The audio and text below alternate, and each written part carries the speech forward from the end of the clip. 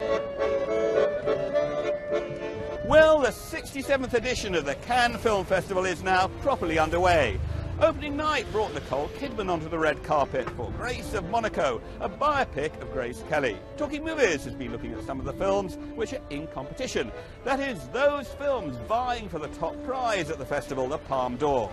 As you can imagine, the festival has created a lot of excitement. Well, this is my first time here at Cannes, and I'm really impressed. I mean, the energy here, all of the people, the badges, the red carpet, a lot of excitement, a lot of energy. The hotels on the Croisette with their advertising show that Hollywood has most definitely come to town. There are 2 American films up for the Palme d'Or.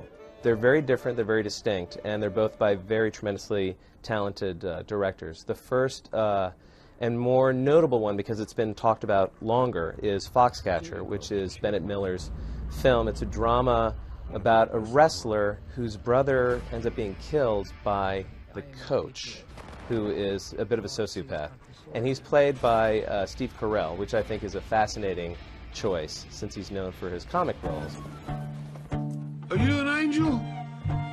Help me. The other American film in competition is The Homesman, a western directed by and starring Tommy Lee Jones. Also in the cast, Hilary Swank. The British are flying the flag in Cannes as well, with 2 films from elder statesmen of British cinema. There is something evil hatching in that hall. From Ken Loach, we've got Jimmy's Hall, which is about a communist leader in 30s Ireland fomenting discontent and rabble-rousing in a dance hall. And from Mike Leigh, we have Mr. Turner, which is about the life and work of J.M.W. Turner, which promises to be a much more lush film about the very famous English painter. There are a lot of familiar faces when it comes to the directors of the in-competition films, which include pictures from Canada, France, as well as Russia and Turkey. Oscar-winning French actress Marion Cotillard is starring in the Belgian picture 2 Days, One Night. She thinks Cannes is one glorious international showcase.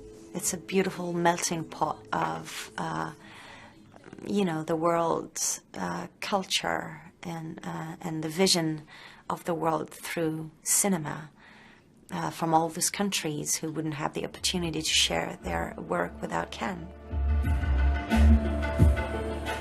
But not everyone gets invited. Last year there were celebrations to mark 100 years of Indian cinema, but India, a massive producer of films, doesn't often get included in the competition. India does not get the kind of attention you would think it would, considering the market. I don't know if it's an oversight, a blind spot, or just a taste thing, but for some reason they are underrepresented. You might imagine that Cannes is the perfect place to launch a picture. That's not always the case. Opinions can form quickly around a film, not necessarily based on its artistic merits, which creates a media spin that's hard to shake. I'm kind of an expert at this as a jury member, and I've seen what happens is that there is a kind of almost a groupthink that takes over about the films, and you can't help it. Does that help you? It can. Does it hurt you? It can. I don't know the answer, really. It depends on the movie.